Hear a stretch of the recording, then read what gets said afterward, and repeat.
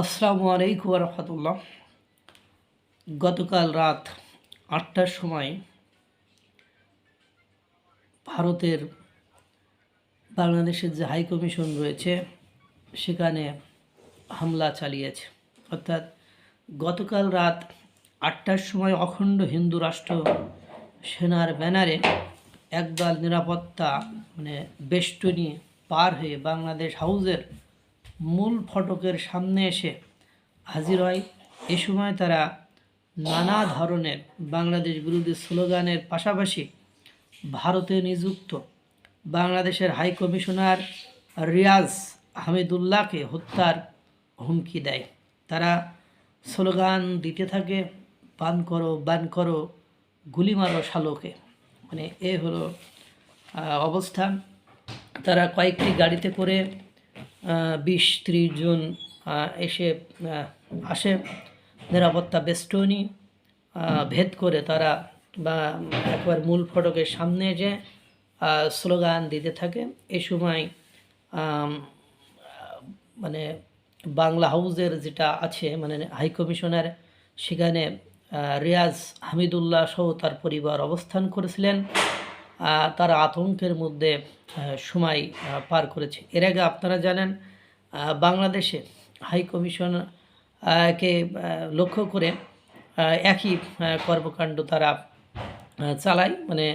বাংলাদেশে যতগুলো high commission, sub high commission আছে বা সেগুলোর দিকে march to high commission, Bharat high commission এগুলো করে, অশ্রাব্য অগত্য ভাষায় স্লোগান দেয়।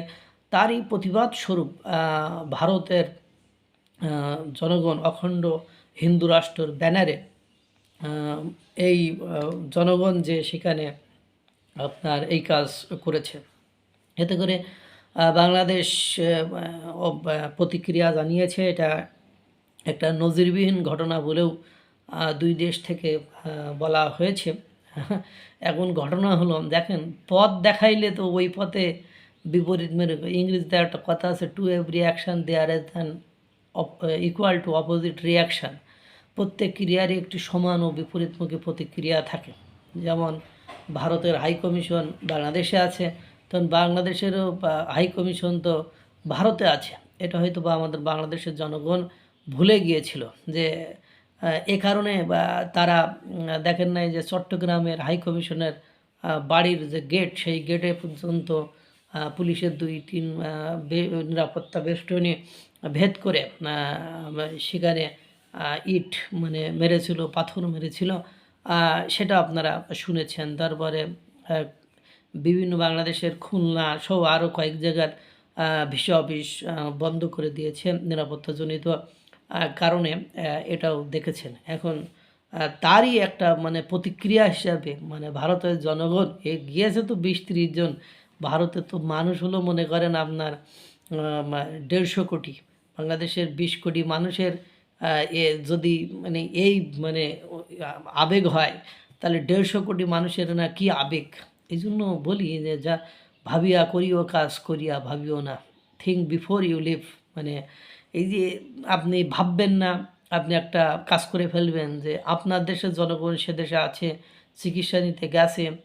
এর আগে আপনারা জানেন গত বছর ২৪ সালে যখন বাংলাদেশে ওই একই সিস্টেমে হাই কমিশনের কেনে বারবার করেছিল, তখন আগরতলায় যে অফিসটা ছিল সেখানে কি তাণ্ডব ভারতে চালিয়েছিল, আপনারা এগুলো জানেন। এর আগে ২০০৪ সালে ভারতের সাথে বাংলাদেশের সম্পর্ক খারাপ হলে তখনও বাংলাদেশ হাই কমিশন ভারতে যেটা ছিল সেগুলো একটা বন্ধ করে দেওয়ার উপক্রম হয়েছিল। সব মিলায় ভারতের সাথে এখন উত্তেজনাকর মুহূর্ত চলছে। এই মুহূর্তে আমার মনে হয় না যে যারা এই ধরনের কর্মকাণ্ডে লিপ্ত থাকে, যারা না বুঝে শুধু আবেগ দিয়ে অগ্রসর হতে চায় সামনে, এদেরকে একটু দমন করা বা এদেরকে কয়েকজনকে যদি আইনের আওতায় নিয়ে আসতো, তাহলে আজকে আর ভারতে বাংলাদেশের হাই কমিশনকে এই ঝামেলায় পড়তে হতো না। আল্লাহ জানে আরও কী কী ঘটনা ঘটে। দেখতে থাকুন। আল্লাহ তাআলা সকলকে ভালো রাখুক, সুস্থ রাখুক। আসসালামু আলাইকুম ওয়া রাহমাতুল্লাহ।